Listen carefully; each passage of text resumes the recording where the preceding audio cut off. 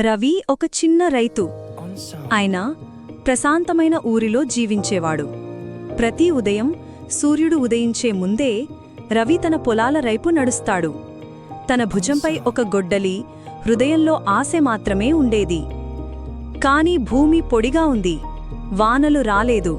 వారాలు గడిచిపోయాయి. పొలాలు పగుళ్లతో నిండిపోయాయి. అలా అతను చిన్న చిన్న కాల్వలు త్రవ్వాడు.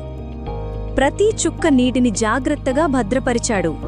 విత్తనాలు నాటాడు ఓర్పుతో.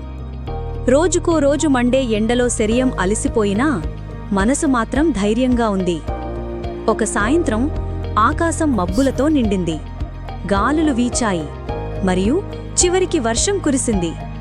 భూమి సజీవంగా తాగింది. వానలో తడుస్తూ రవి ముఖంపై ఆనందం మెరిసింది. కొద్ది రోజులకి చిన్న పచ్చని మొక్కలు పొలంలో మొలిచాయి. జీవం తిరిగొచ్చింది. త్వరలోనే ఆ పొలాలు బంగారు పంటలతో నిండిపోయాయి. ఆ ఊరివారు రవిని ఆశ్చర్యంగా చూశారు.